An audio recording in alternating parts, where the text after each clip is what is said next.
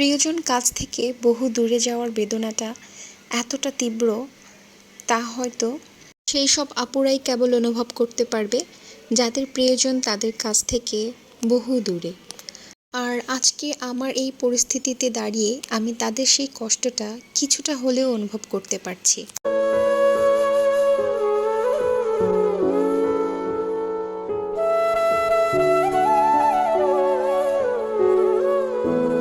আসসালামু আলাইকুম, সবাইকে আমন্ত্রণ করছি আমার নতুন একটি ব্লগে, সাবিয়া শারমিন ব্লগ চ্যানেলে।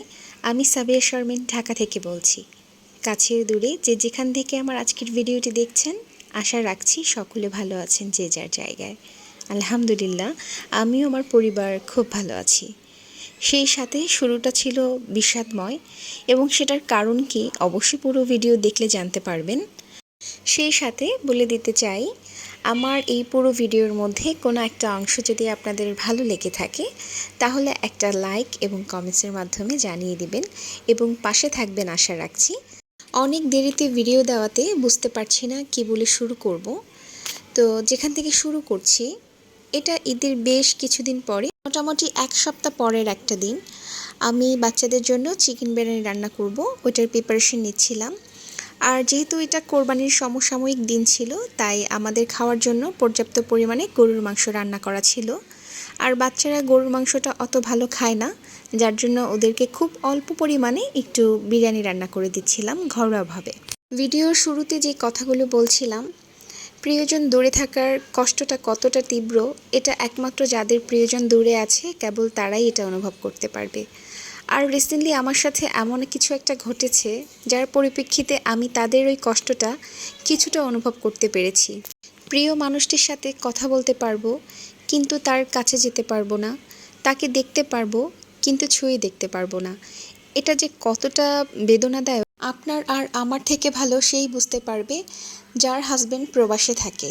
হ্যাঁ, আমি একজন প্রবাসীর বউয়ের কষ্টের কথা বলতে চাই, কারণ আমি একজন প্রবাসী বউয়ের যে জীবনটা সেটা কিছুদিনের জন্য হলেও যাপন করতে পেরেছি। এর ফলে তার ওই কষ্টটা কিছুটা হলেও অনুভব করতে পেরেছি, আর সেটার এক্সপিরিয়েন্সটাই আপনাদের সাথে শেয়ার করছি।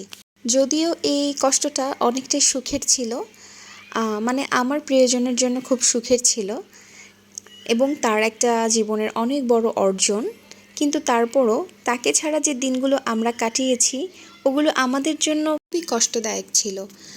কেউ হয়তো বা জেনে থাকবে বা অনেকেই জানেন না, আলিফার পাপা মানে আমার হাজব্যান্ড একটি ইন্টারন্যাশনাল ব্র্যান্ডে জব করেন।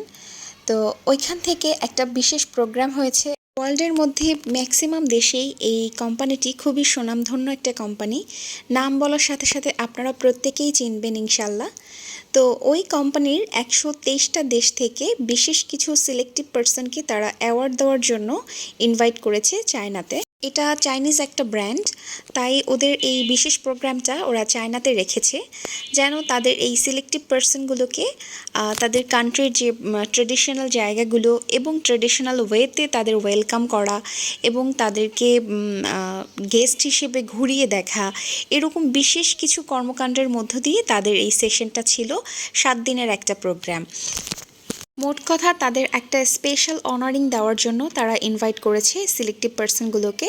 তো পুরো বাংলাদেশের মধ্য থেকে মোট 6 জন গিয়েছে এবং পুরো ঢাকা শহরের মধ্য থেকে একজন সিলেক্ট হয়েছে, আর সে হচ্ছে আমার হাজব্যান্ড।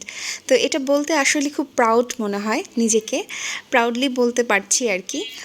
এই কম্পিটিটর যুগে এতটা কম্পিটিশন চারিদিকে, প্রত্যেকটা স্তরে স্তরে, ওগুলো সব কিছু পেরিয়ে সাকসেস হয়ে কিছু অর্জন করাটা, এটা আসলে অনেক বড় ব্যাপার। সম্পূর্ণ কোম্পানির খরচে নিয়ে যাওয়া, নিয়ে আসা, থাকা, খাওয়া, এভরিথিং ঘুরিয়ে দেখা সম্পূর্ণটাই তারা করছে শুধুমাত্র এই স্পেশাল অনারিং। তো এটার জন্য আলিফার পাপাকে আমাদের কাছ থেকে কিছুদিনের জন্য চলে যেতে হয়েছে দেশের বাইরে। তো এটা আসলে তার জন্য খুবই সুখের হলেও আমাদের জন্য একটু কষ্টেরই বটে।